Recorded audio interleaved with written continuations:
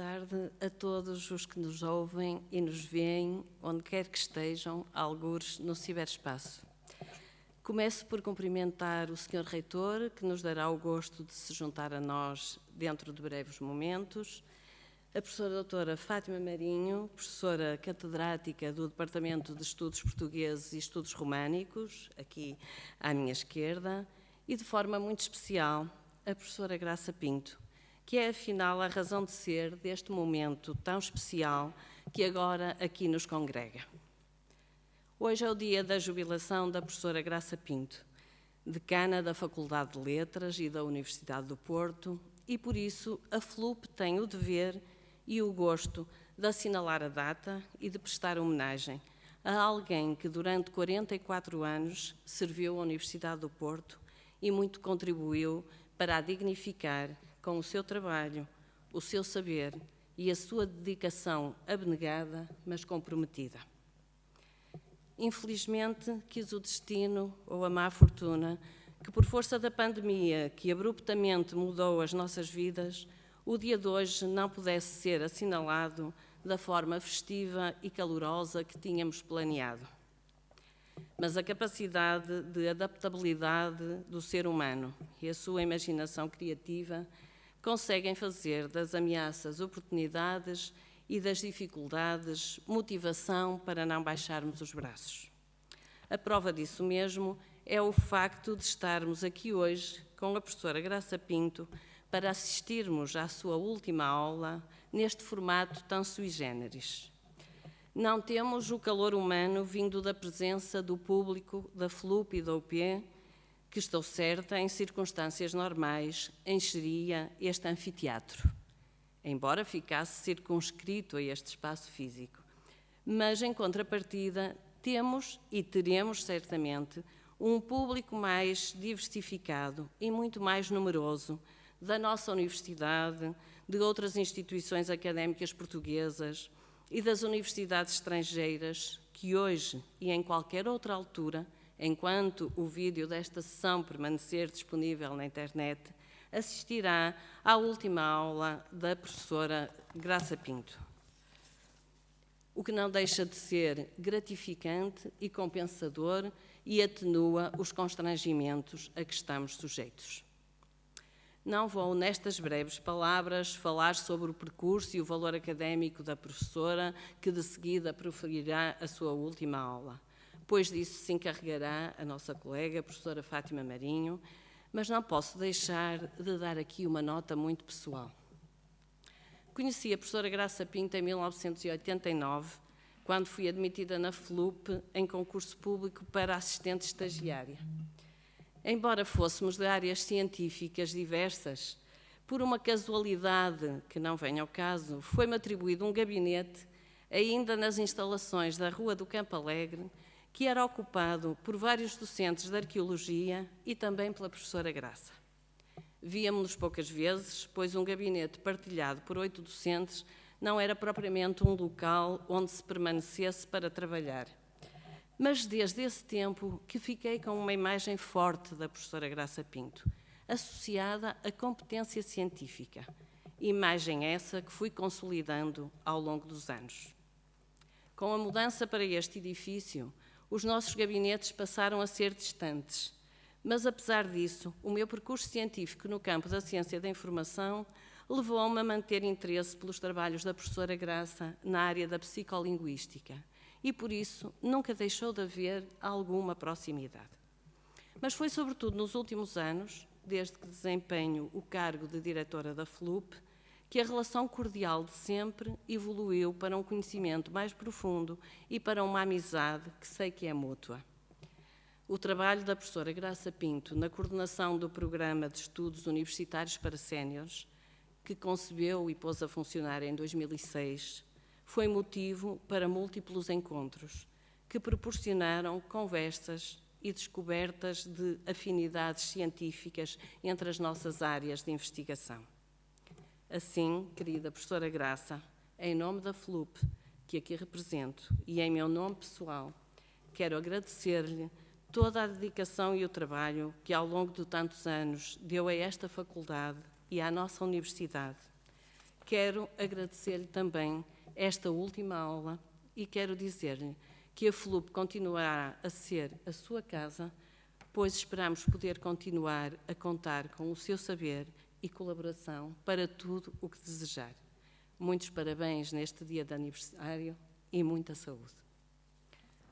Segue-se agora uma breve mensagem do Sr. Reitor. Muito boa tarde. É com grato prazer que participo na última aula da Sra. Professora Maria da Graça Castro Pinto, a decana da nossa Universidade. Como reitor, quero manifestar o reconhecimento da Universidade do Porto pelo admirável percurso académico, pedagógico e científico da professora Maria da Graça Pinto. Quero agradecer o extraordinário contributo que ao longo de mais de 40 anos deu à Universidade do Porto e à Faculdade de Letras. O património académico, científico e humano que a professora Maria da Graça Castro Pinto legou à nossa Universidade só nos pode suscitar gratidão. A homenageada desta cerimónia transferiu muita da sua qualidade científica, da sua dimensão intelectual, da sua integridade deontológica e da sua grandeza humana para a Universidade do Porto. A este propósito, importa salientar o forte contributo para o alargamento das fronteiras do conhecimento na área da linguística aplicada e da psicolinguística. A professora Maria da Graça Castro Pinto é efetivamente uma das mais reputadas linguistas portuguesas do nosso tempo, tendo o seu contributo para o estudo da linguagem humana sido amplamente reconhecido nos fóruns internacionais da especialidade, como a International Society for Applied Psycholinguistics. Merece ainda referência os estudos da Sra. Professora sobre os efeitos da literacia no envelhecimento cognitivo, uma área de grande atualidade e relevância social num contexto de expansão da longevidade humana. De resto, deve-se à Sra. Professora o Programa de Estudos Universitários para Séniores da Universidade do Porto, que ainda hoje se encontra em vigor. Gostaria ainda de lembrar os cargos diretivos que, com grande competência, a professora Maria da Graça Castro Pinto exerceu, quer na Faculdade de Letras, quer na Universidade do Porto. Recordo, por exemplo, que foi vice-reitora entre 1998 e 2001. Durante o seu mandato, criou a editora da UP, chancela fundamental na divulgação do conhecimento científico produzido na nossa comunidade académica. Resta-me, pois, reiterar o reconhecimento da Universidade do Porto à professora Maria da Graça Castro Pinto. Agradecimento que se faz também em nome dos antigos estudantes que cresceram académica e profissionalmente sob a sua orientação pedagógica ou científica. O legado humano, científico e intelectual da professora Maria da Graça Castro Pinto enriqueceu várias gerações de linguísticas e semióticos portugueses. Da parte da Universidade de Porto, há o desejo de continuar a usufruir da dimensão académica e científica da homenageada desta cerimónia. Desejo esse que será certamente correspondido pela professora Maria da Graça Castro Pinto. Muito obrigado e felicidades para este novo capítulo da vida que inicia hoje. Boa tarde a todos. É com muito prazer que estou aqui na última aula da professora Graça Pinto, que foi minha colega, que eu conheci em 1971, quando entramos as duas para o primeiro ano de Filologia Românica. Ainda não é no antigo edifício do Campo Alegre, mas no antigo edifício do que é hoje o antigo ICBAS. Era lá que tínhamos as aulas, foi lá que eu a conheci, foi lá que estudei com ela muitas vezes e que fomos colegas durante 5 anos.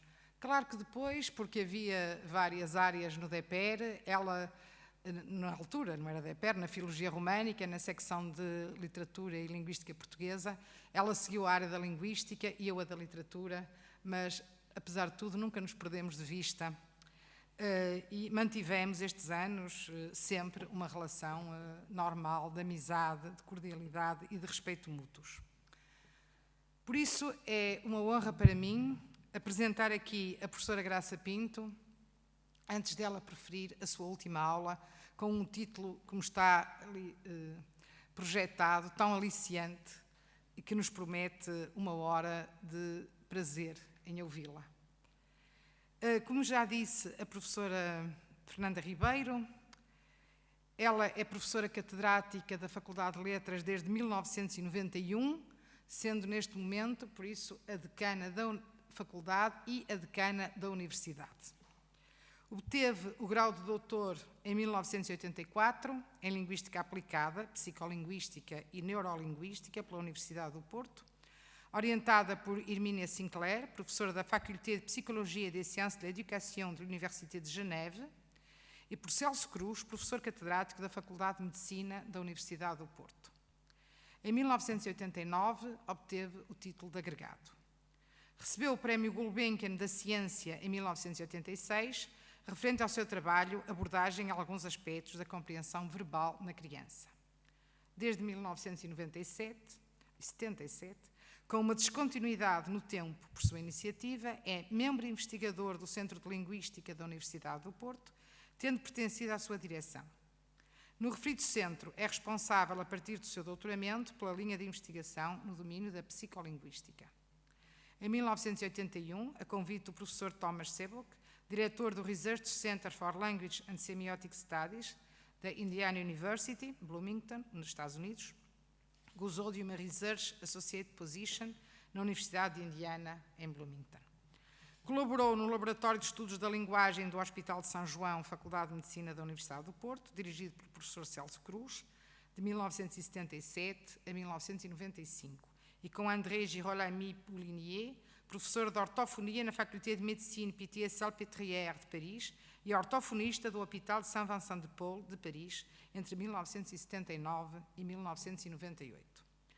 Após a sua tomada de posse como professora catedrática, é-lhe comunicada a sua eleição para vice-presidente da International Society of Applied Psycholinguistics, tendo sido ainda a sua secretária-geral entre 1995 e 1997 e presidente entre 2005 e 2007. Em 1993, é convidada pela professora Tatiana Slama-Kazako a integrar o comitê editorial da revista International Journal of Psycholinguistics. Foi vice-reitora da Universidade do Porto de setembro de 1998 a outubro de 2001, tendo durante o seu mandato criado a editora da UP, que tem mudado já de nome várias vezes, mas que no fundo continua sempre a mesma essência da editora da Universidade. Foi professora visitante da PUC São Paulo em agosto de 2005. Tem colaborado como professora em cursos de curta duração, integrado júris de qualificação de mestrado e doutoramento, bem como júris de mestrado e de doutoramento de algum tempo a esta parte, no âmbito do programa de pós-graduação em Letras da PUC Rio Grande do Sul. Essa colaboração estende-se à participação em projetos conjuntos de pesquisa, atendendo aos acordos existentes entre a PUC Rio Grande do Sul e a Universidade do Porto. É membro do Comitê Científico de diversas revistas estrangeiras da sua área e membro honorário da International Society of Applied Linguistics desde 2014. Dirige a revista Linguarum Arena, revista de estudos em didática de línguas da Universidade do Porto, desde 2010, tendo sido diretora da revista Linguística, revista de estudos linguísticos da Universidade do Porto, 2006 a 2009. Foi diretora do programa doutoral em didática de línguas, desde o seu início até à sua descontinuidade. No âmbito do Instituto de Língua Portuguesa, foi indigitada diretora pedagógica do curso de Português para Estrangeiros. Para além da atividade docente, exerceu na Faculdade de Letras do Porto e na Universidade as seguintes funções. Foi membro da Comissão Coordenadora de Línguas e Literaturas Modernas entre 1985 e 1986, exercendo as funções de secretária. Foi representante em 1985 dos doutores de Línguas e Literaturas Modernas no Conselho Pedagógico. Passou a exercer essas mesmas funções em 1986, tendo sido eleita também presidente do Conselho Pedagógico. De 1990 a 1992, exerceu as funções de vice-presidente da Assembleia de Representantes da Faculdade de Letras. A 26 de maio de 93, toma posse como membro do Senado da Universidade do Porto, na qualidade de representante dos professores doutores da Faculdade de Letras. A 17 de novembro de 93, foi eleita membro da secção científica do Senado da Universidade. 2010 a 2012, exerceu as funções de Presidente do Departamento de Estudos Portugueses e Estudos Românicos da Faculdade de Letras da Universidade do Porto. E 2010 a 2014, bem como 2014 a 2018, foi membro do Conselho Científico desta faculdade. Tem inúmeras publicações, livros e artigos em revistas da especialidade em Portugal e no estrangeiro. Redigiu inúmeros pareceres. É avaliadora científica de várias revistas e artigos, avaliadora da FCT de projetos na área da linguística, tem um número significativo de orientações pedagógicas e científicas, participou em júris académicos, concursos e provas, organizou conferências e workshops. Interessa-se, entre outros, pela aquisição e processamento da linguagem, pela aprendizagem de línguas estrangeiras, pela leitura, pela escrita-composição, pela escrita científica e pelo efeito da literacia no envelhecimento cognitivo, tendo criado o Programa de Estudos Universitários para Séniores da Universidade do Porto em 2006, programa que está em vigor até o momento presente. Falta-me tempo para dizer mais, muito haveria ainda a dizer sobre a professora Graça Pinto, mas penso que condensa aqui a sua imensa atividade desde há 44 anos em que passou a integrar o corpo docente da Faculdade de Letras, ou ainda mais, se recuarmos 5 anos, desde há 49 anos, quando, como estudante, ingressou nesta faculdade e, de certa forma, já ficou também a fazer parte da casa, considerando ela, com certeza, a Faculdade de Letras como a sua casa e que não vai deixar nunca de ser a sua casa. Muito obrigada, Graça, por estes 49 anos em que nos conhecemos. Muito boa tarde. É evidente que a voz, nestas alturas, está tão à flor da pele como a pele. E queria agradecer muito as palavras que me foram dirigidas pela senhora diretora, pelo senhor reitor e pela minha colega de há longos anos, há quase meio século, a professora Fátima Marinho. A todos o meu muito obrigada. E como não tenho muito jeito para estas andanças protocolares, eu teria, contudo, de agradecer muito a todos aqueles que me acompanharam durante estes 40 anos, ou quase 50, naquilo que é a Faculdade de Letras da Universidade do Porto. E não posso esquecer de forma alguma todos, mesmo todos, aqueles que, de uma forma muito particular, demonstraram estima pela minha pessoa e a quem eu só posso deixar uma palavra de muito carinho. Mais não posso fazer. Tentei ser aquilo que sou para com todos e, dentro do possível, e se a saúde estiver presente, e se a pandemia se for embora, ao menos, gostava que continuassem a poder contar comigo, mesmo através do telefone ou de outra forma, se não me encontrarem nos corredores desta casa.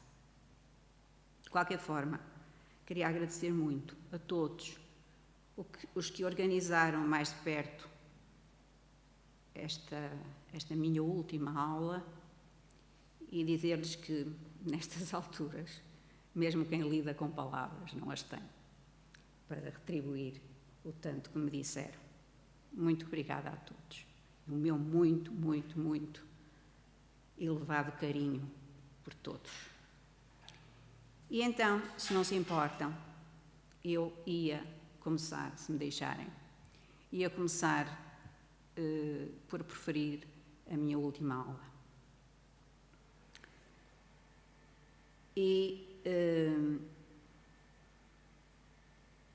um pouco na linha do título, estou a olhar para a minha cara, lá em cima, a rir-se, e apetece-me dizer-lhe que neste momento só desejo que pense que aquilo não é a vida eterna, isto aqui não é a vida eterna, temos de ir ao trabalho e que como vou começar a trabalhar, o que quero que ela me deseje lá de cima, os senhores estão a ver, eu estou a vê-la aqui de frente, que me deseje good luck para aquilo que lhes vou dizer agora.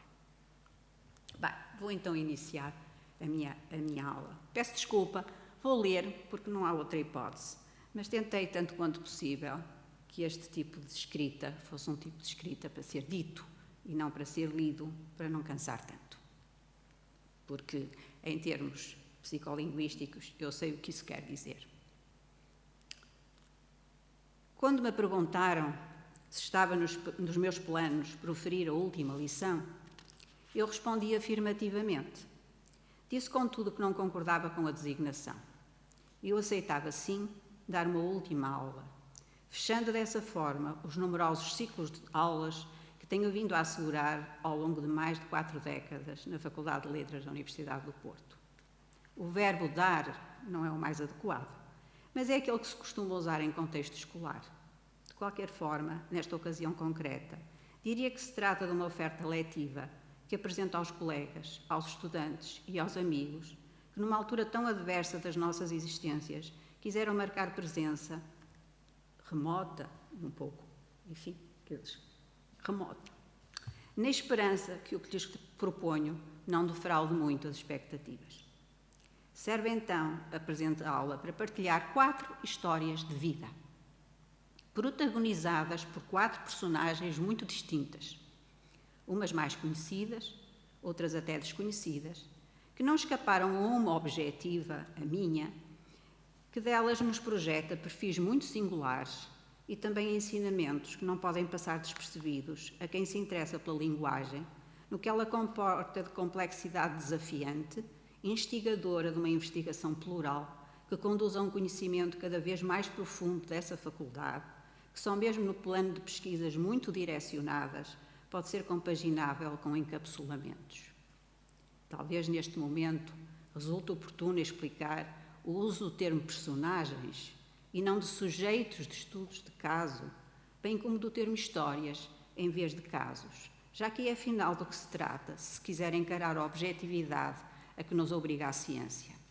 Optei, porém, por um olhar que procure mostrar como as humanidades podem contribuir para colorir a seu modo o que se pratica nas ciências menos habituadas a esse matizado quando se encontram em causa pessoas. Abriria aqui um parênteses para compartilhar a condição imposta pela Sister Carmen, Madre Superiora de um dos conventos da congregação School Sisters of Notre Dame, sediado nos Estados Unidos, ao pedido que lhe foi formulado pelo epidemiologista Dr. David Snowden, quando aceitou que ele encetasse o famoso Nun Study nessa congregação. Depois de algumas recomendações e de alguns silêncios, lê-se no livro Aging with Grace. Evidentemente que este Grace é a graça divina. E vou passar a dizer. Ok, disse ela. Ele tinha-lhe pedido para trabalhar na congregação com as freiras que já tinham muita idade. E daí o Nun Study. Ela disse, ok, disse ela, como só mesmo um natural de Minnesota pode dizer. Ok, fiquei tão confuso, quer dizer, espere. Ela levantou a mão aberta e interrompeu-me a meio da frase. Eu avanço com o seu pedido, mas precisa de ouvir com atenção o que tenho para lhe dizer. E, independentemente do que fizer, quero lembrar-lhe quem são estas mulheres. São pessoas reais, muito queridas, umas pessoas santas também. Não quero que as trate como sujeitos das suas pesquisas. Nós tratámo-las com o cuidado e o respeito que merecem. Não esperamos de si outra coisa. Por isso só acenei com a cabeça e disse, farei o meu melhor. E a irmã Carmen deu-me este conselho final. Elas abrir-se-ão consigo, disse ela, mas somente se for o primeiro a dar o exemplo, se fizer a sua parte. Assim sendo, optei não por usar o termo sujeitos, mas sim personagens, e não por usar o termo casos, mas sim histórias. Não abdico de deixar neste espaço a minha gratidão às mencionadas personalidades que protagonizam as vivências que passarei a expor, na medida em que nos outorgam magistralmente, cada uma à sua maneira, as suas formas peculiares de estar na linguagem, em momentos das suas vidas em que o menos desejado se tornou real. Na qualidade narradora dessas vivências, que nos são dadas na primeira pessoa, não oculto uma proximidade especial por uma das personagens dessas histórias de vida. Não só porque se tornou a principal responsável pelo título desta aula, lembrando-me a marca de insight que me acompanha, mas também porque entre ambas existem alguns pontos em comum em matéria de interesses e de destinos universitários. Em relação aos possíveis interesses em comum, terei de lembrar aos que já sabem e de comunicar aos que o ignoram que comecei a colaborar em meados da década de 70 do século transato, imediatamente após a minha licenciatura, no Laboratório de Estudos da Linguagem do Serviço de Neurologia e Neurologia do Hospital São João no Porto, que o mesmo é dizer na Faculdade de Medicina da Universidade do Porto, motivada pelo interesse de saber, na linha de Roman Jakobson e de outros estudiosos atraídos por desígnios similares, se existiria alguma relação entre a aquisição da língua e o que se viria a verificar em casos de patologia da linguagem, maiormente em afasias. No atinente aos destinos universitários, devo avançar que logo no início da década de 80 do século passado, usufruí de uma Research Associate Position na Universidade de Indiana, Bloomington, graças ao convite que me foi endereçado pelo professor Thomas Shiviok, diretor do Research Center for Language and Semiotic Studies da Universidade de Indiana, no campus de Bloomington, e professor da mencionada universidade. Ora, surpresa das surpresas, a referida personagem, a que avivou em mim a marca de insight que me é própria, tal como eu, estava interessada num domínio que viria a ser conhecido por neurociência e terá circulado no campus de Bloomington, da Universidade de Indiana, pela altura em que este fez parte do meu cotidiano. O trecho que passarei a ler ajuda a mostrar como ambas nos interessávamos de modos diversos pela mesma temática e como por pouco não nos cruzamos em Bloomington. Ela como eu fomos trabalhando, cada uma em domínios de saber diferentes, sempre com o objetivo de nos abeirarmos dessa área multidisciplinar que hoje é por todos conhecida pelo nome de neurociência ou neurociências. Então, passo a ler o que nos relata Jill Taylor. A minha viagem de estudante universitária começou na Universidade Indiana, em Bloomington, no fim da década de 70 do século passado. Em virtude das minhas interações com o meu irmão, quis compreender o que era ser normal neurologicamente. Nessa altura, o tema neurociência era um domínio de conhecimento tão jovem que ainda não havia essa oferta no campus da Indiana University como área de especialização formal. Com o estudo quer da psicologia fisiológica, quer da biologia humana, aprendi o que pude do cérebro humano. Assim falava, assim escrevia Jill Taylor.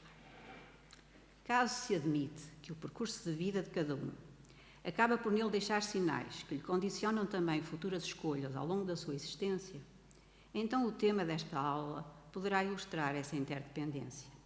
A ideia de uma eventual projeção das vivências pessoais na história de cada um aproxima-se em certa medida, assim considero, do pensamento do escritor José Luís Peixoto. A despeito da escala de convergência entre essas duas variáveis, percurso e suas implicações, igualmente no plano da opção de vida, torna-se legítimo resgatar o conteúdo do pensamento do referido autor através de uma passagem extraída da resposta a uma pergunta que lhe foi colocada numa entrevista. A sua vida é uma inspiração, uma influência. Por que é que gosta tanto de escrever a sua própria vida? Eis então a parte da resposta que se poderá, na minha leitura, encaixar neste contexto. Ninguém consegue afastar-se suficientemente de si próprio ao ponto de ser outra pessoa, responde José Luís Peixoto.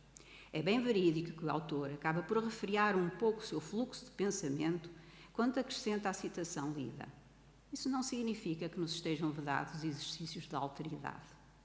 Contenção e liberdade, assumindo serem esses os conceitos-chave contidos nas respostas de José Luís Peixoto, aparentam competir na relação que se possa estabelecer entre o trajeto de vida de uma pessoa e as opções que venha a tomar no decurso da sua existência. A demonstrar essas duas forças, contenção e liberdade, de que resultará com certeza o predomínio de uma em relação à outra, pode avançar-se o que se pode ou não gerar de influência, inspiração, porventura alteridade, entre a escolha que opera em relação às histórias que aqui deixo e o meu percurso de pesquisadora.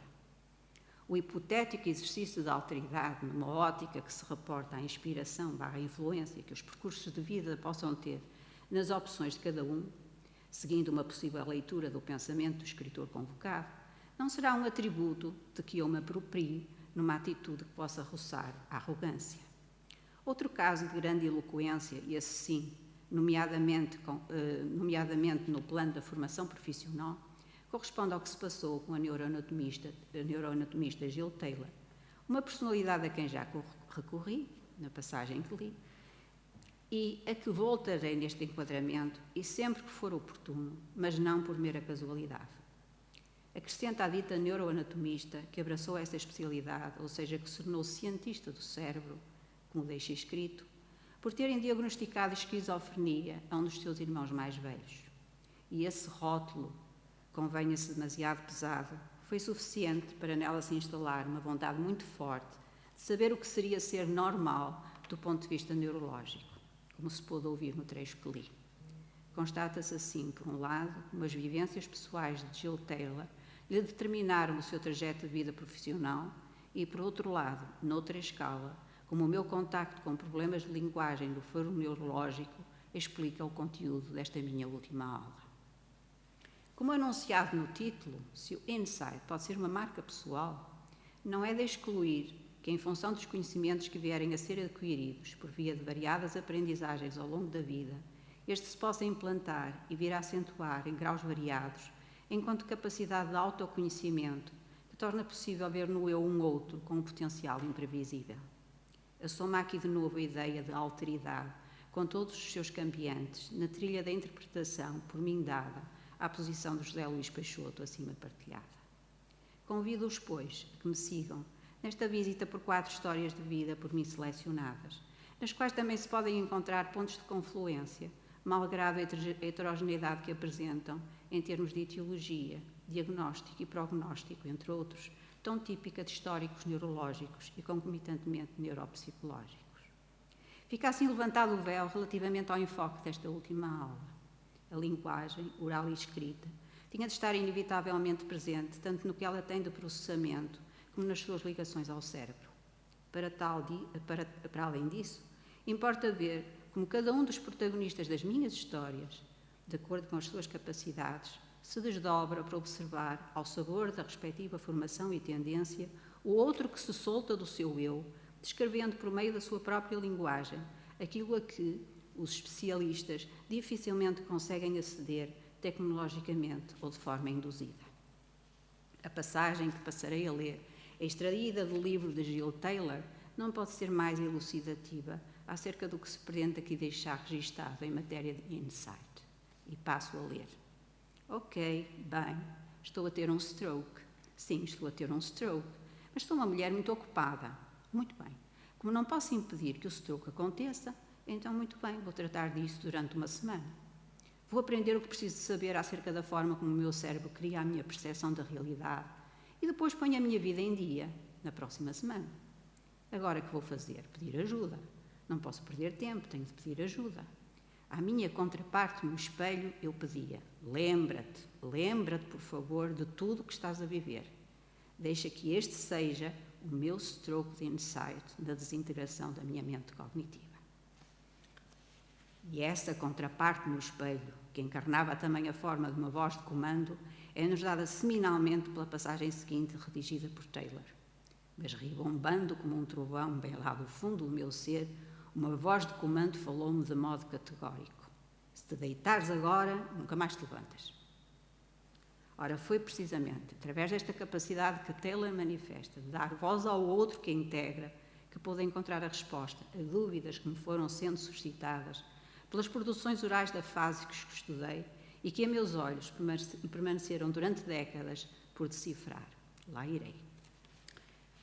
Ora bem, a familiaridade com numerosos quadros clínicos provocados por acidentes vasculares cerebrais, em virtude tanto da colaboração durante cerca de 20 anos no Laboratório de Estudos da Linguagem do Hospital de São João, como da frequência de cursos e seminários nas áreas da neurolinguística e da neuropsicologia em diferentes universidades estrangeiras, concorreu certamente para me alertar para o que representaria de relevante a existência de testemunhos na primeira pessoa de quem tivesse sido vítima dessa patologia. Em resultado do estudo neuropsicológico e neurolinguístico desses quadros clínicos, não causa estranheza que quem o leva a efeito sinta aumentar o seu desejo de conhecer o que se passa para lá do que lhe é dado averiguar, inclusive é com base no dos meios de diagnóstico, isto é, o que existirá no lado oculto, pessoal dos quadros patológicos examinados e dos quais o estudioso no terreno só consegue avaliar a faceta que os recursos de que se serve lhe disponibilizam. Significa isto que entrar na esfera do pensamento de doentes afásicos, para aquilatar o que pensam e como pensam sob o efeito dessa patologia, não deixa de ser uma aspiração de muitos estudiosos da área que gostariam certamente de conhecer um pouco mais do que aquilo que conseguem apurar através das suas abordagens. Aliás, não se pode concordar mais com o neurocirurgião João Lobo Antunes, quando a este respeito adita que a existência de relatos que pudessem erguer um pouco o véu deste enigma seria sem dúvida de um préstimo extraordinário para quem lida com afásicos, alguns dos quais, como se sabe, colocam em dificuldade quem pretende compreendê-los, aparentando, como se presume, incapacidade de comunicar o que pensam e de descodificar o que lhes dizem. Certo é que não serão muitos os que possuem a capacidade de relatar o que vivenciaram, algo que só terá sido possível numa ótica científica, tanto quanto se sabe até hoje, ou pelo menos tanto quanto me é dado saber, a Jill Taylor, que teve o privilégio de usar os seus conhecimentos neuroanatómicos para fundamentar o que experienciou. A própria Jill Taylor transmite no seu livro que dava consigo interrogar-se quantos cientistas teriam a ocasião de se servirem deles próprios para estudar o que estavam a viver. E dilo da seguinte forma: eu passava o tempo a pensar quantos cientistas têm a oportunidade de estudar o funcionamento e a deterioração dos seus cérebros de dentro para fora. Mais do que isso, mesmo os que podem ter competência científica ou não para o fazer, podem não sentir vontade de narrar aquilo por que passaram, porventura com receio de virem a sentir-se deprimidos com o reviver do que sofreram. Ademais, serão provavelmente ainda em menor número os que possuem em simultâneo o dom da escrita e a capacidade de insight necessários para a concretização de tal tarefa. A dado momento do seu livro, Taylor explica ao leitor que se lembra do que lhe aconteceu porque não estava inconsciente, embora estivesse mentalmente incapaz, em virtude do que se estava a passar no seu hemisfério esquerdo. E lembra que mantinha a consciência da sua mente direita e das células que constituem o seu corpo. Importa reter, neste momento, o papel que estava a assumir em Jill Taylor, o hemisfério direito, que afinal, como bem lembra Paradis, e inclusive a própria Taylor, complementa o esquerdo, também no que à linguagem diz respeito. E foi assim que chegou ao público em geral a viagem pessoal ao cérebro da neurocientista Jill Taylor. E eu agora vou pôr lado a lado dois casos com etiologias semelhantes. Foi feita alusão acima às diferentes etiologias que podem apresentar os quadros do foro neurológico, nomeadamente os que são acompanhados de afasias. Dos protagonistas das histórias que aqui partilho, 2 sofreram os efeitos de malformações vasculares cerebrais congénitas. Outro teve o que João Lobo Antunes, a contragosto, designa, seguindo a literatura anglo-saxónica, um ataque isquémico transitório. E, por fim, o último teve uma chatice, rótulo dado pelo próprio ao AVC que sofreu. Servem de introito às minhas narrativas as personagens, para evitar a tendência quase inevitável para chamar sujeitos de casos, que apresentavam malformações vasculares cerebrais, a saber, a Jill Taylor e o AD. No primeiro caso, como se pode ler em Taylor, tratou-se de uma malformação arteriovenosa não diagnosticada que causou uma hemorragia severa no hemisfério esquerdo. É claro que toda a gente já viu um hemisfério esquerdo. E este que eu agora lhes apresento, também lhe estou um bocadinho ligada afetivamente, porque é de um autor que eu aprecio muito, que é o Gershwin. Infelizmente já não está entre nós há umas décadas, mas sempre apreciei muito daquilo que ele fez. Eu gostava que vissem neste hemisfério esquerdo, como veem, eu estou-lhes a dar o hemisfério esquerdo, por normalmente ser o designado hemisfério dominante para a linguagem. Mas agradecia que não se esquecessem, e vamos ver a seguir, que nós não temos só felizmente não temos só o hemisfério esquerdo, também temos o hemisfério direito. De qualquer forma, eu agradecia que nessa imagem que têm à vossa frente, criassem o cruzamento de 2 eixos. Um eixo na vertical, mais ou menos a meio. Dividissem o hemisfério mais ou menos a meio em 4 partes. Em 4 partes. 4 partes absolutamente semelhantes, mais ou menos. E no eixo da vertical terão ali em cima uma indicação de córtex motor, terão aí um eixo que vai, de certa forma, ser o prolongamento daquilo que se chama a fissura de Rolando. E depois, na vertical, eu queria que estabelecessem uma outra divisória, que lhes permite, efetivamente, essas 4 partes, a divisão em 4 partes no hemisfério esquerdo, que prossegue exatamente na fissura de Sílvios, que tem uma entrada aí pela esquerda, nessa reentrância que os senhores têm, ao lado esquerdo. Se virem bem essa divisão do hemisfério esquerdo em 4 partes, portanto, estou-lhes a fazer assim um bocadinho de esforço de trabalho mental, peço desculpa. Se focarem na parte central do cruzamento desses 2 eixos e depois se projetarem para o lado direito, irão na continuidade encontrar aquilo que mais à frente está escrito como sendo o gyros angular. Eu acho que o angular gyros, que é isso que me interessa também, porque é uma parte importante que está também, de certa forma, afetada nos 2 casos que lhes vou apresentar. Assim, espero que tenham em mente aquilo que eu pedi, com esses 2 eixos, um na vertical e outro na horizontal, que se cruzam, e que vejam, por favor, de seguida, a localização da hemorragia da malformação, causada pela malformação na Gill, não é? Que tem aqui o território da hemorragia de Gill.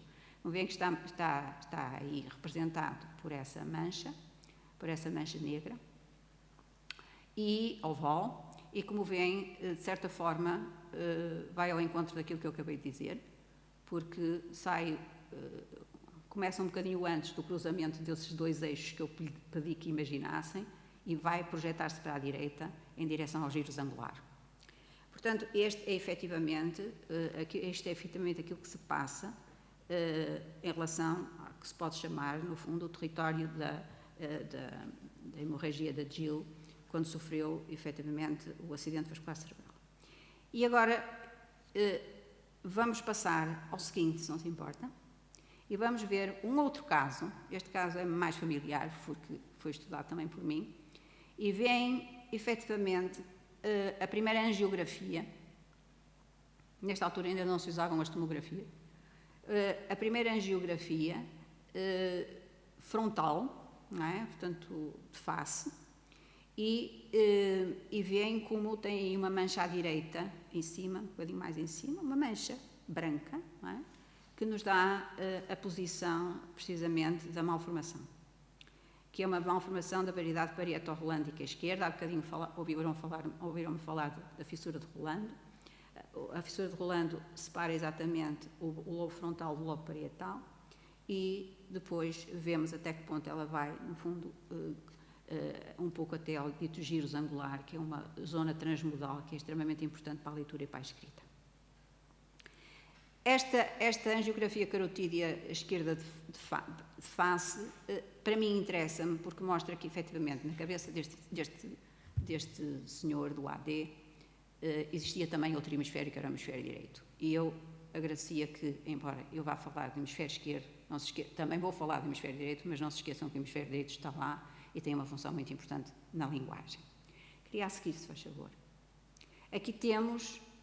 novamente, mas agora temos de perfil e a nutrição da malformação à custa da cerebral média. Muitas vezes nós esquecemos também, nós ligados à linguística, esquecemos muito da artéria cerebral média e da artéria cerebral posterior, que no fundo alimenta tudo isto que nós, enfim, consideramos como sendo as áreas disto, as áreas daquilo, ligadas efetivamente à linguagem. Portanto, aqui têm, a imagem não será das mais famosas, mas enfim, foi a que eu consegui através de umas fotografias da angiografia que tenho e que apresentei na altura da minha agregação.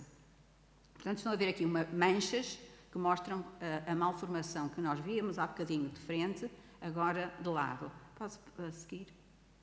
Neste caso, o que se passa é, ainda temos a angiografia, carotídea esquerda, e depois da primeira cirurgia, porque este senhor foi sujeito a 2 cirurgias.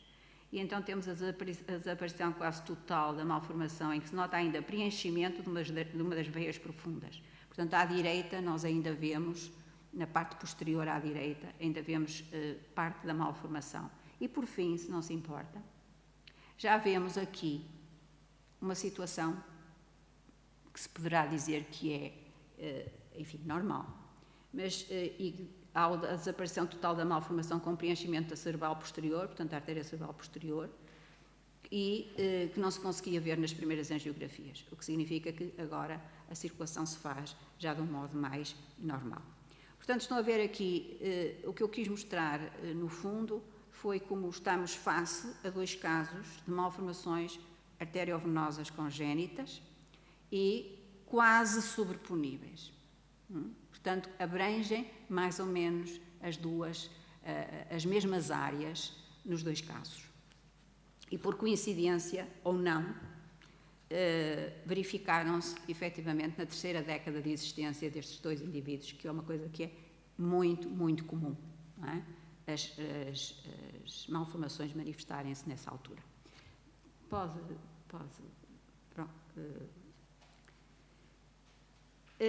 Por isso ficaram agora já com uma ideia do que se passava na Taylor e da zona do território da hemorragia e o que se passava também em AD. Ambos com malformações vasculares cerebrais. Todos mais ou menos das mesmas localizações. Num caso, houve mesmo necessidade de uma segunda intervenção. Posso avançar que ambos os quadros de malformações não só se registaram perturbações de linguagem oral e escrita, mas também uma assinalável correspondência entre as áreas cerebrais afetadas. Mais, a ocorrência da manifestação de ambas as malformações verificou-se na terceira década das suas vidas, facto que não é pouco frequente. Como nem todos apresentam as qualidades de insight e de escrita de Jill Taylor, e nem todos possuem formação em neuroanatomia, já se poderão dar por muito satisfeitos clínicos ou estudiosos que conseguem obter de um doente, após a extirpação de uma malformação vascular temporal profunda à esquerda, um pequeno texto como o que passarei a ler. O texto em questão foi redigido por AD, numa das suas numerosas visitas ao Laboratório de Estudos da Linguagem do Serviço de Neurologia e de Neurocirurgia do Hospital de São João, no Porto, nos idos anos 80 do século pretérito. Escreve assim: ao fim de 3 anos de ausência, hoje, mas não por brincadeira do 1º de abril, estou mais uma vez a trabalhar com a senhora doutora G. Não me passava pela cabeça que ainda viria à sala onde por várias vezes lutamos, está entre aspas, com a dificuldade do meu e a ajuda da senhora doutora. É bom, ao fim de 3 anos, nos encontrarmos. Só é pena que eu não possa ter conseguido tanto como desejaria. Emerge do pequeno texto que acabei de ler, antes de mais nada, um progresso notável verificado na escrita em alguém que, para lá de outros sintomas, manifestou uma afasia e uma agrafia, tendo esta última no decurso da sua evolução, passado pelo que os especialistas designam por paragramatismo.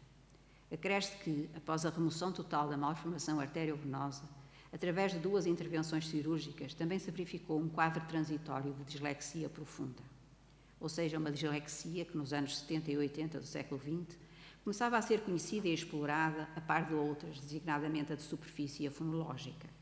Trata-se de uma tipologia disléxica que muito contribuiu tanto para que se pudesse entender melhor o que se estaria a afetar no processamento da leitura, como para fins de intervenção por parte de terapeutas da fala.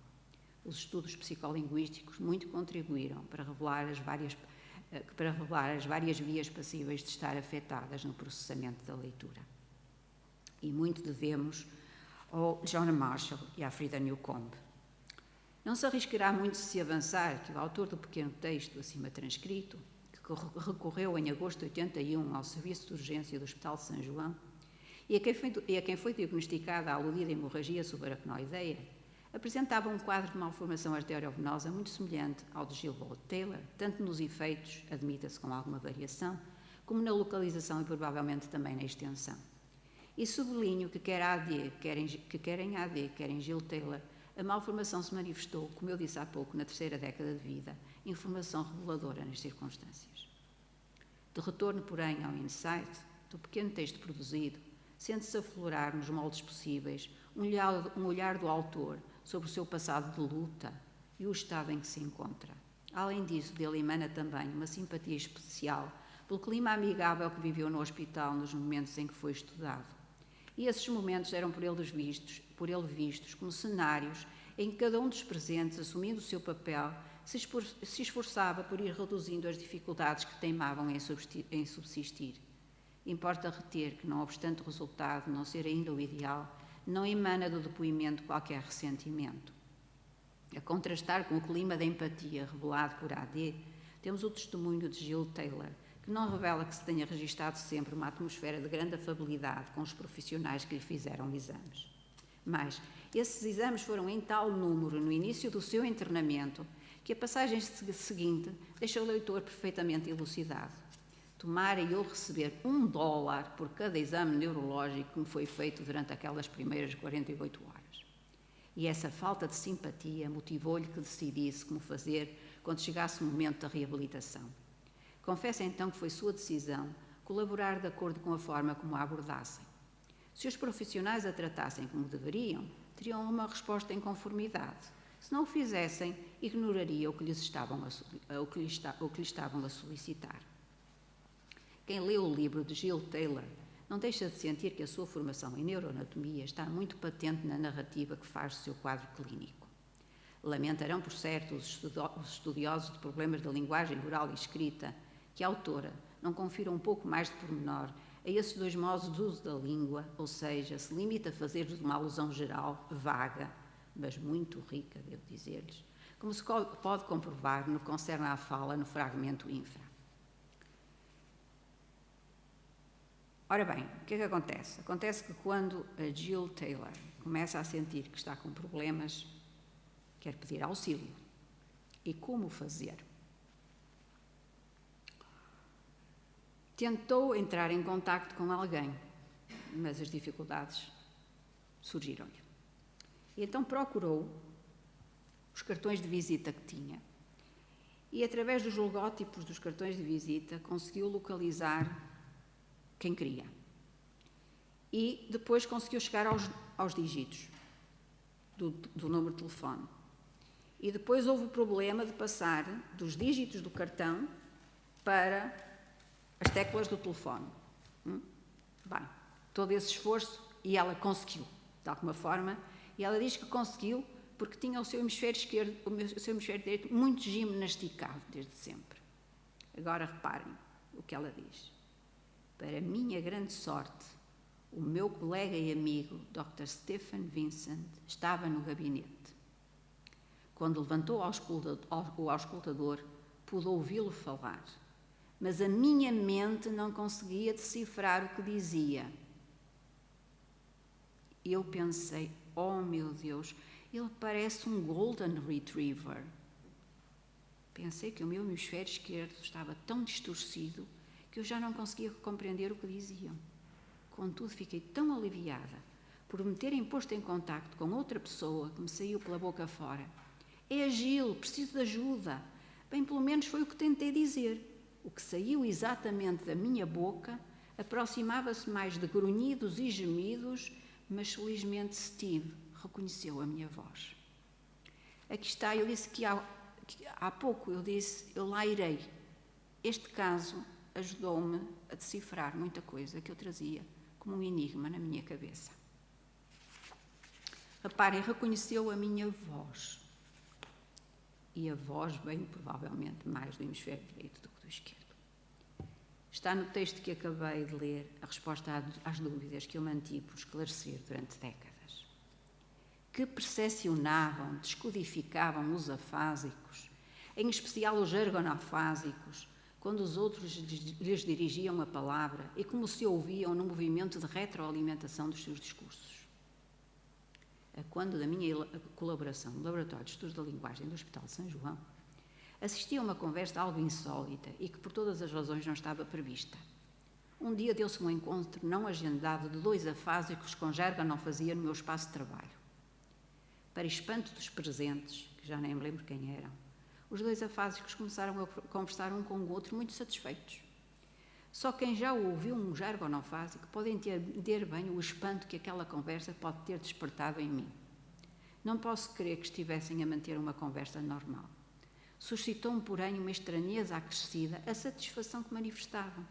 Poderá levantar-se a hipótese de toda aquela euforia estar associada ao hemisfério que neles se encontrava sem problemas, ou seja, o hemisfério direito, o hemisfério receptivo ao conteúdo emocional, ao tom de voz, à expressão facial e à comunicação vista globalmente. De regresso ao texto de Taylor, que lhes li, revela-se claro que a autora tinha concomitantemente problemas de expressão e de compreensão, que podiam fazer pensar que em dado momento a hemorragia lhe provocara uma afasia de tipo mais global. Quanto à expressão, relata Taylor, com muita lucidez, o que sentiu quando se apercebeu de tal facto. Fiquei, todavia, chocada quando me dei conta de que não falava de um modo inteligível, embora conseguisse ouvir-me perfeitamente no interior da minha mente. Os sons que saíam da minha garganta não correspondiam a palavras no meu cérebro. Em relação à compreensão, a sua dificuldade é evidente na seguinte passagem.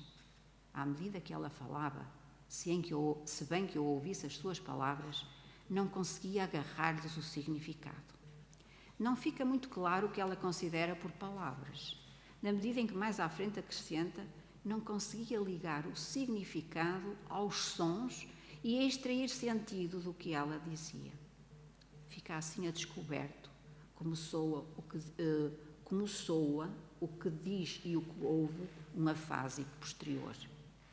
No que se reporta à linguagem escrita, esta também não resistiu, como se pode ler na seguinte passagem. O meu cérebro já não conseguia reconhecer a escrita como escrita, ou símbolos como símbolos. E aí nós temos o giro angular de que lhes falei há pouco. Não se duvida, contudo, que Jill Taylor também tenha sido estudada por neuropsicólogos e neurolinguistas. Acredita-se, pois, que não tenha sido apenas sujeita a exames meramente neurológicos. Provavelmente a autora considerou, contudo, esses desempenhos menos relevantes para os leitores que viessem a ler a sua história clínica, antes e após a extirpação da malformação arteriovenosa congénita. Sabe-se, inclusive, que a sua recuperação demorou cerca de 8 anos. Prosseguindo com a ideia de que não existirão, que se saiba, muitas narrativas na primeira pessoa de quem sofreu acidentes vasculares cerebrais, que seriam da maior utilidade para quem os estuda e trata, já que ajudariam a desvendar o que vai nas suas mentes, sobretudo nas fases mais agudas do seu estado clínico, justifica-se retomar nesta oportunidade as palavras do neurocirurgião João Lobo Antunes.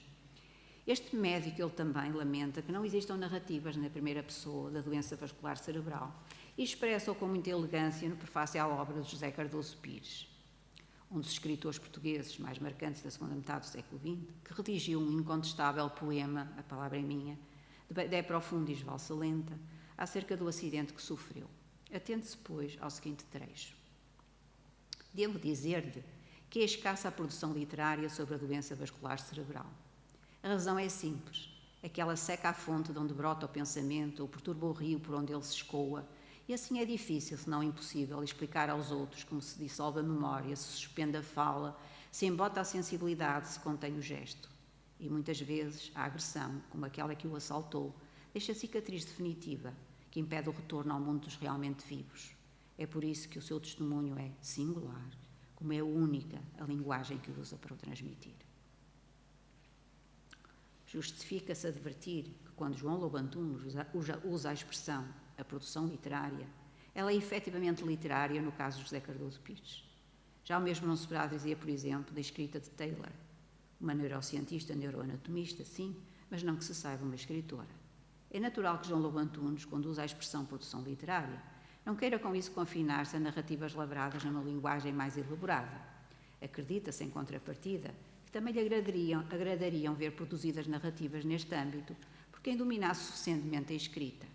Sabe-se que a escrita não é uma prática muito exercida pelo português comum, que não raramente se sente inibido quando precisa de usar, mesmo em situações banais. Atendendo a que não serão muitos portadores de problemas vasculares cerebrais que possuem um domínio da escrita que tanja ao nível literário, não se surpreenderão. Por um lado, o encantamento que terá desencadeado no público leitor mais exigente a leitura de De Profundis valsa lenta de José Cardoso Pires. Por outro lado, a designação poema, que foi conferida à obra por mim, e ainda os epítetos singular, para traduzir o depoimento em causa, e única, para caracterizar a linguagem usada na obra, convocados pelo neurocirurgião João Lobo Antunes. E eu então agora ia um bocadinho falar do José Cardoso Pires. Ao invés do que se passa no livro de Taylor, o autor de É Profundis Valsa Lenta, nada partilha com o leitor sobre o substrato neurológico do que lhe ocorrera, ou seja, um ataque isquémico transitório. Porque, como aduz o autor do prefácio da obra, não quis saber nada em termos neurológicos do que lhe tinha acontecido. É curioso notar como João Lobo Antunes, senhor de vasta cultura e grande humanista, reconhece que José Cardoso Pires espelha bem o seu espírito matemático na história clínica que ele otorga ao leitor.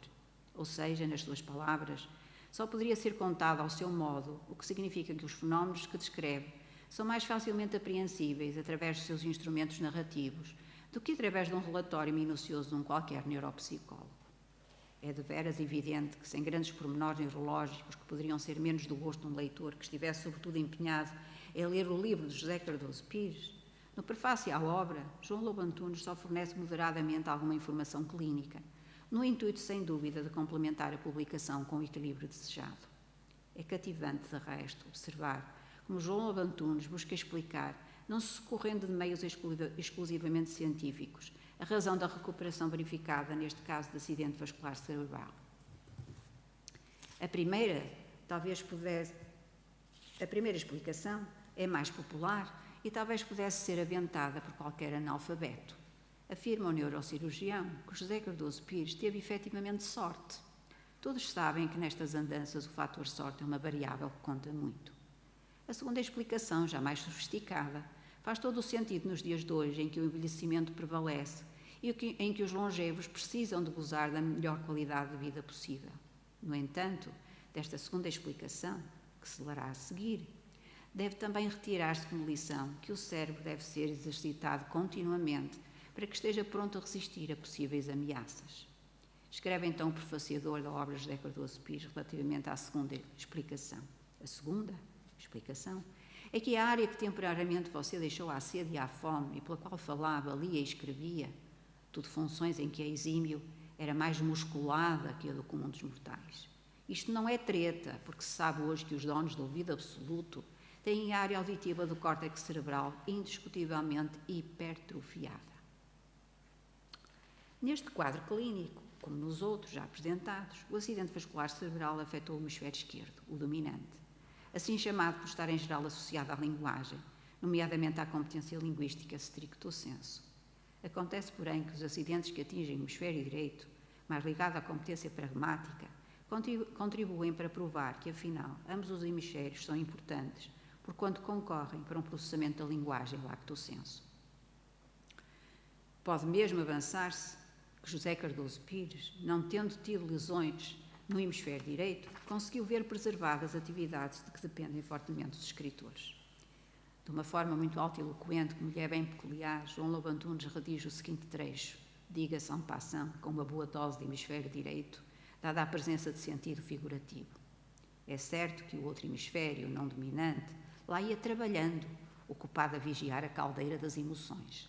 Lesões desse hemisfério direito causam dano à capacidade de organizar uma narrativa, contar uma história, escrever uma carta ou rir com uma anedota. Disto você escapou.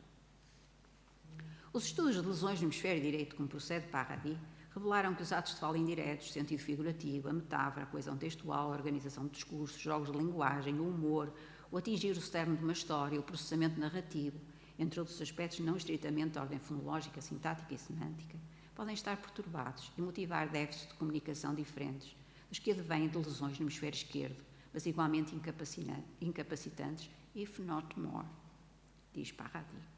José Cardoso Pires parece ter sido poupado de todos os aspectos listados que se coadunam com a linguagem em situação. O mesmo quadro estará também presente em Taylor, que não retrata, todavia, da mesma forma a ausência do hemisfério esquerdo e a presença do direito, uma vez que da narração que faz se sente emergir a linguagem no seu todo, associada ao hemisfério esquerdo, que intitula de O Cérebro Tagarela. Será talvez por isso que se interroga acerca do que terá sucedido ao seu hemisfério esquerdo. Onde é que estava a minha linguagem? Em que se tornara o meu cérebro tagarela, agora substituído por uma paz interior penetrante e sedutora? Atenção, as traduções são todas da minha responsabilidade. Gil Taylor não encobre, todavia, em diversos momentos do seu livro, que ambos os hemisférios se complementam, designadamente em situações ditas normais. Outro ponto em comum entre Taylor e José Cardoso Pires mas focado diferentemente pela primeira e explorado de um modo exímio por este último, diz respeito ao afastamento, ao distanciamento que se verificou entre o eu e o outro em que se tornaram em virtude do acidente. A transformação do outro alguém, à guisa de uma despersonalização em processo, foi sentida por José Cardoso Pires quando, em resposta à sua mulher, no dia em que lhe aconteceu o acidente, disse que lhe parecia que se chamava Cardoso Pires, não referindo José, o que se figurava ser a resposta mais adequada para dar à sua esposa. Tratava-se, consoante acrescenta, de outro indício do distanciamento provocado pelo golpe de azar que o destituíra de memória e de passado. E continua com uma formulação de quem é mestre no uso da escrita. Ele, o outro de mim, ainda no começo de Profundis Valsa Lenta, persiste: sim, foi ali que me transferi para um outro sem nome e sem memória e, por consequência, incapaz da menor relação passado-presente. E o motivo da ausência de memória vai surgindo ao longo da obra como uma marca profunda do acidente sofrido. Lê-se então na página 25: sem memória esvai-se o presente, que simultaneamente já é passado morto. Perde-se a vida anterior. Designa o autor esse estado sem memória, as trevas brancas, os cegos tempos, o tempo cego, a morte branca. De Profundis Valsa Lenta, um hino à memória, retrata no fundo uma passagem das trevas brancas, da ausência de memória, da morte branca, ao reencontro com a memória, ao regresso paulatino à felicidade. Tomando de empréstimo as palavras do autor, este poema em prosa configura uma viagem à desmemória, uma viagem de um outro que voltou a ser eu e que, em consequência disso, chama minha essa viagem. Essa transição-viagem é desenhada por José Cardoso Pires nestes termos: num golpe repentino tinha perdido a inteireza da fala. No mesmo golpe tinha perdido os valores da grafia e ficara analfabeto de mim e da vida. Subitamente também retomara tudo isso, mas foi preciso algum tempo para começar a ter consciência de tamanha felicidade. Não é, pois, de espantar que, a fechar a obra em entrelinhas de uma memória, José Cardoso Pires lavra assim: memória descritiva, daí memória de uma desmemória. Poderia chamar-se este relato se o rigor científico me tolerasse um título de metáfora tão esguia e o gosto da escrita não rejeitasse por exibicionismo fácil. Todavia, culpa minha, foi na memória ou na tragédia da memória que, com maior ou menor erro, concentrei o acidente vascular cerebral que acabo de redigir. Se esse enfocamento é aceitável do ponto de vista neurológico, não sei, mas foi a experiência sofrida que me ditou na interpretação forçosamente diletante em que a tentei descrever. O fragmento acabado de ler, extraído de Profundis Valsa Lenta, contém possíveis ensaios de títulos com que a obra poderia ter sido rotulada.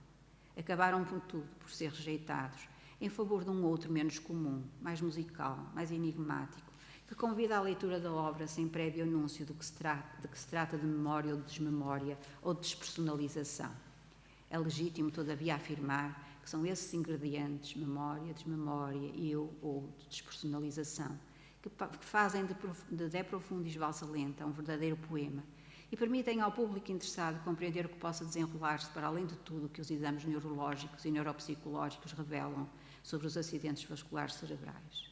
Além do mais, quando esses relatos saem da pena de mestres, só podem ser recebidos de braços distendidos e com um espírito pleno de abertura.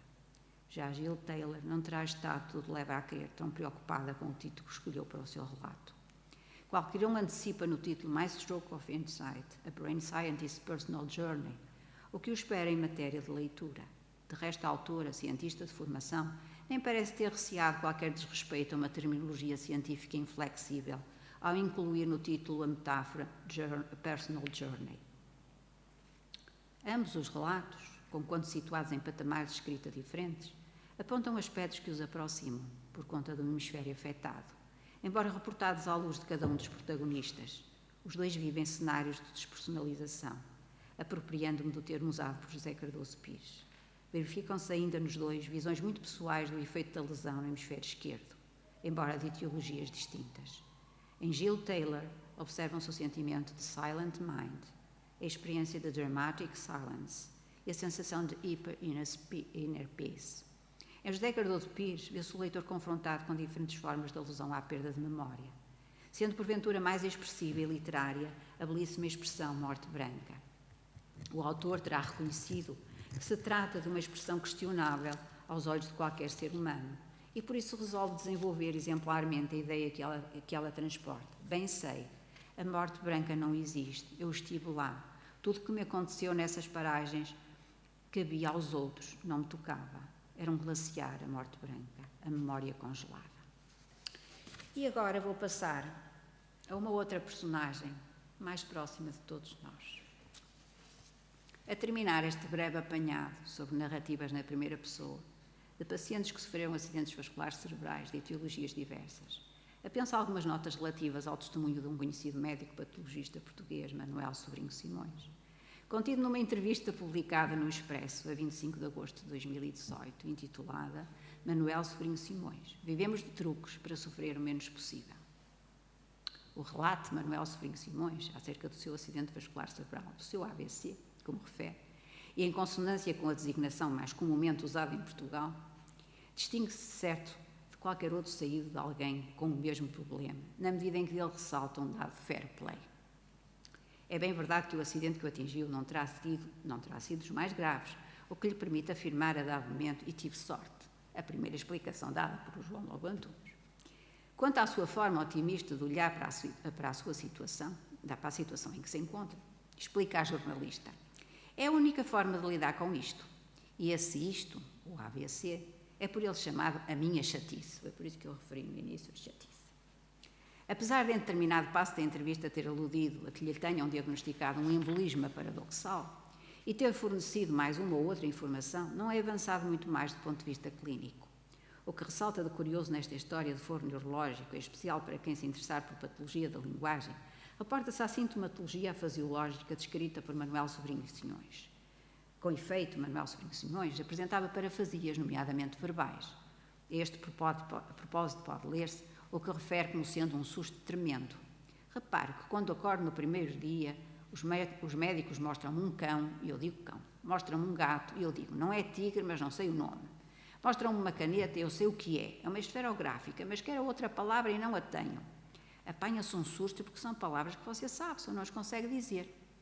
E dá exemplos de parafasias que cometi, uma delas encontra-se na seguinte passagem extraída de uma das respostas integrantes da entrevista.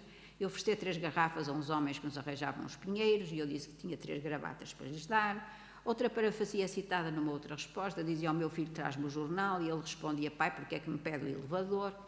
Outras parafasias poderá o leitor consultar se aceder à versão integral da entrevista. Verifica-se, todavia, que se está perante uma personalidade que, apesar de ter tido sorte com o tipo de acidente que foi acometido, não se deixa dominar pelas adversidades. Daí que faço o seguinte comentário. O que posso dizer é que depois do susto comecei a fazer esforços, a aprender, e continua. Faço fisioterapia da fala, decoro lenga-lengas, gravo-me a ler em voz alta e verifico os erros.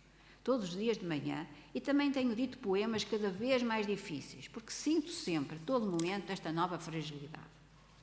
Manuel Sobrinho Simões esclarece ainda que lia muito depressa. Com esta informação, pode inferir-se que era uma pessoa que lia recorrendo ao processamento descendente, que lia conduzido pelo sentido. Acontece que, nas circunstâncias, o processamento teve de passar a valer-se também, ou sobretudo, do processamento ascendente, do estímulo, essencialmente na leitura em voz alta. Isso leva-o a explicar o que se passa quando lê alto ou quando recita poemas. Eu leio muito depressa, mas se agora me pedir para ler alto, vou cometer muitos erros. Se tiver de dizer um poema, a preocupação por pronunciar bem as palavras faz-me deixar de o perceber. Quer isto dizer que a fixação da atenção no estímulo, a fim de pronunciar devidamente o que deseja, lhe ocupa inteiramente a memória operatória e lhe bloqueia a passagem ao sentido. A decifração da escrita, que era executada até ao acidente de modo rápido e automático, transformou-se numa tarefa que passou a ser mais árdua e colocou em causa o exercício pleno da memória operatória. Justifica a preocupação em pronunciar bem as palavras o recurso a um elemento novo que o acompanhava a quando da entrevista a que se tem recorrido.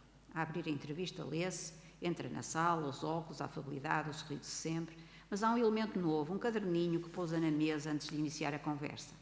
Você desculpa, agora tem de ser assim. E foi. Escreveu muitas palavras a fim de as descodificar devidamente, algumas só para ter a certeza que isso de errar não está no seu ADN. Mais adiante fica-se mais esclarecido. Ajuda-me o caderninho a separar as sílabas de certas palavras. Por exemplo, só consigo dizer sussurrar ou helicóptero se o escrever.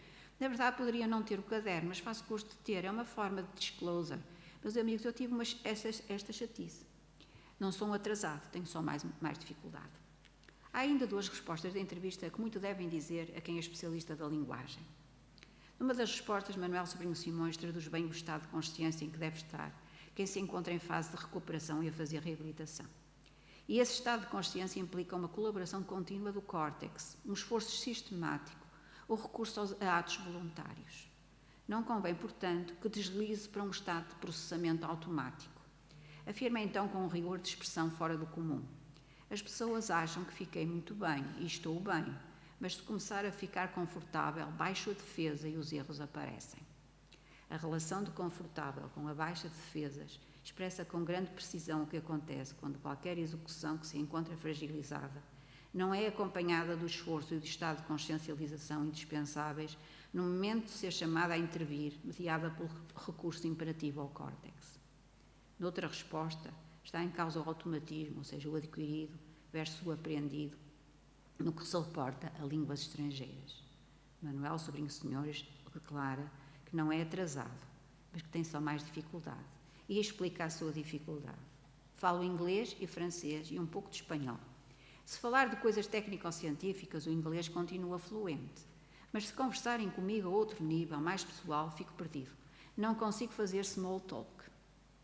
O aprendido, o quase adquirido, por força de um uso muito frequente, ou seja, o falar de coisas técnico-científicas, supera o que se situa mais numa esfera de um aprendido que não se tornou um verdadeiro hábito que possa conduzir à aquisição, a saber, o small talk, com tudo o que ambos os registros impliquem de empenhamentos de zonas cerebrais acionadas e de memórias postas em prática.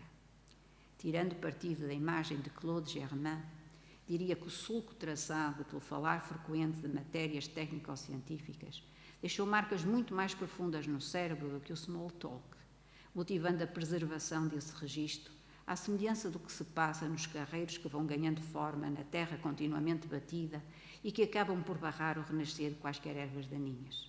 Por sua vez, seguindo a leitura figurada de Claude Germain, as pegadas deixadas ao de leve no caminho traçado pelo small talk não impedem que este se vá esbatendo com o despontar progressivo da vegetação.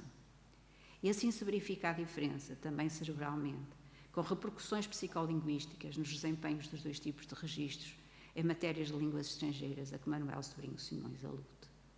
Os ensinamentos que se podem retirar das respostas de Manuel Sobrinho Simões são da maior relevância para quem trabalha na área da linguagem. As respostas que dá concorrem para pôr em confronto a teoria, a literatura que se consulta durante os cursos, com a prática, mesmo por parte de quem não tem hábitos clínicos. E vou concluir, e agradeço a paciência, porque já vai longa a minha lição. Os relatos na primeira pessoa aqui apresentados podem naturalmente dizer mais e ser mais bem interpretados por quem possua uma formação em neuropsicolinguística. Sem embargo, a sua importância não se deve circunscrever a quem estuda a patologia da linguagem com origem em lesões do hemisfério esquerdo, posto que esses relatos contribuem igualmente para um conhecimento mais profundo do processamento da linguagem, mediado pela voz do seu agente. Ora, essa voz, que tem origem no íntimo de cada um, não é facultada nem por nenhum compêndio, nem por nenhum tipo de exame neuropsicológico, nem por nenhum aparelho usado em neuroradiologia ou de outra índole, nomeadamente pelos que permitem os estudos imagiológicos que estão em voga. O que atrairá mais no que foi aqui traçado, talvez resida sobretudo na divergência de depoimentos proferidos, que consubstanciam olhares distintos dos respectivos acidentes vasculares cerebrais. Força essa diversidade de relatos, a heterogeneidade existente entre os afásicos. As etiologias até podem ser semelhantes, mas os desempenhos diversos. Além do mais, a enfatizar a dita não homogeneidade entre afásicos, deparamos-nos com variáveis que favorecem essa variedade, produções verbais de dimensões e de características diversas, bem como personagens detentoras de habilitações literárias distintas e com diferentes profissões.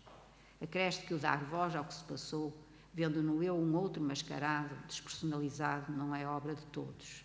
Os testemunhos aqui deixados falam por si.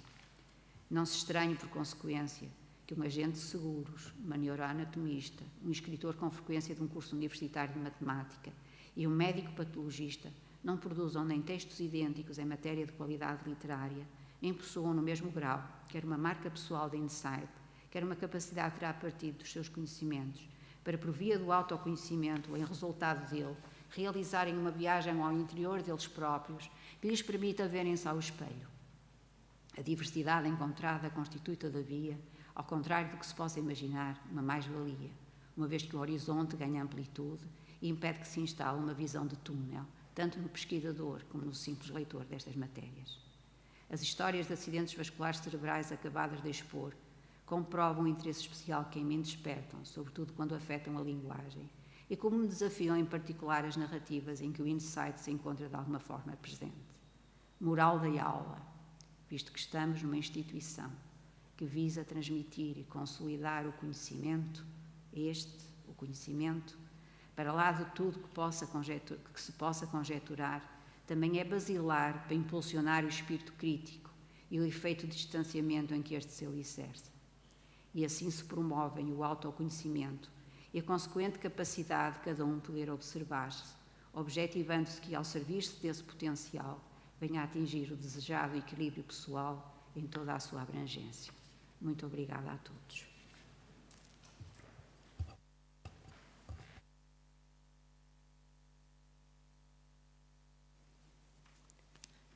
Muito obrigada, professora Graça, por esta brilhante aula, esta última lição, que, estou certa, foi, sobretudo, um ensinamento para muita gente e estou certa que será ouvida repetidamente por todos aqueles que se interessam por estas áreas. E acho que é um orgulho para a Faculdade de Letras termos uma aula de uma cientista em toda a sua dimensão e que cruza saberes que não são aquilo que muitas vezes se, menospreza um bocadinho, que é as letras serem consideradas umas ciências, não tão duras, não tão exatas, e de facto acho que isto nos enche de orgulho e que prova que as humanidades e as ciências sociais estão à altura de todas as ciências. Obrigada.